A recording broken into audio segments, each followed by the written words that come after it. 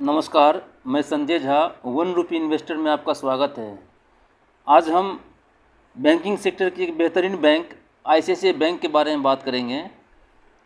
ICICI bank Bharat का दूसरा सबसे बड़ा निजी क्षेत्र का बैंक है जो खुदरा एसएमई कॉरपोरेट कस्टमर को वित्तीय उत्पादों और सेवाओं का एक विविध पोर्टफोलियो प्रदान करता है। बैंक के पास 6,371 ब्रांच है, 17,037 एटीएम है और करीब 30% ब्रांच जिसके मेट्रो सिटी के अंदर में है। केयर रेटिंग के अनुसार आईसीआईसीआई बैंक की वैश्विक स्तर पर मजबूत उपस्थिति है, जिसकी शाखाएं America, Singapore, Bahrain, Hong Kong, Dubai international finance centre जैसे कई प्रमुख अंतर्राष्ट्रीय वित्तीय केंद्रों में है। 28 मई 2025 को सुप्रीम कोर्ट ने आईसीआईसीआई सिक्योरिटीज़ के डीलिस्टिंग को मंजूरी दे दी।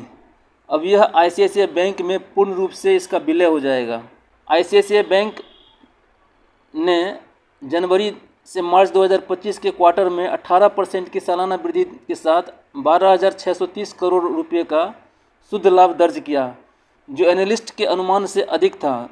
कुल ऋण में 13.9% और डिपॉजिट में 14% की वृद्धि हुई। नेट इंटरेस्ट मार्जिन 4.41% रहा, जबकि सकल एनपीए अनुपात 1.6% पर आ गया। इसके प्रॉफिट एंड लॉस अकाउंट पे जाते हैं तो इस बैंक का रेवेन्यू अभी मार्च 2025 में 1,86,331 करोड़ का रहा और यह पिछले साल के मुकाबले ईयर ऑन ईयर लगातार इसका बढ़ रहा है रेवेन्यू। ऐसे ही इंटरेस्ट इसका ईयर ऑन ईयर लगातार बढ़ रहा है। करंट में इसका मार्च 2025 का 89,028 करोड़ का है। ऐसे ही फिनांसिंग प्रॉफिट इसका निगेटिव में है, जो -35,402 करोड़ का है। इसका नेट प्रॉफिट कंपनी का बैंक का 54,569 करोड़ का है और ये भी ईयर ऑन ईयर लगातार बढ़ रहा है। अर्निंग पर शेयर बैंक का 71.65 का है। कंपाउंडेड सेल्स ग्रोथ बैंक का पिछले 5 साल का 17% का है, पिछले 3 ईयर का 25% का है और ट्रेलिंग 12 मंथ 17% का है। ऐसे ही compounded profit growth ICICI bank का पिछले 5 साल का 40% का है और ट्रेलिंग 12 मंथ का 15% का है। Return on equity last year का 18% का है। इसके कैश फ्लो में जाते हैं तो 51,106 करोड़ का इसका कैश फ्लो है। नेट कैश फ्लो इसका 51,106 करोड़ का है।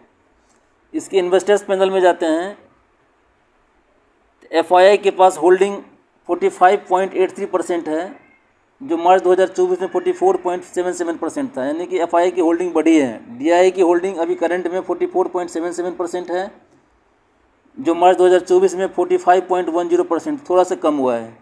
ऐसे ही पब्लिक की होल्डिंग करंट में 9.12% है, जो मार्च 2024 में 9.84% था, यानी कि एफआईआई ने अपनी होल्डिंग बढ़ाई है और डीआईआई पब्लिक ने अपनी होल्डिंग घटाई है।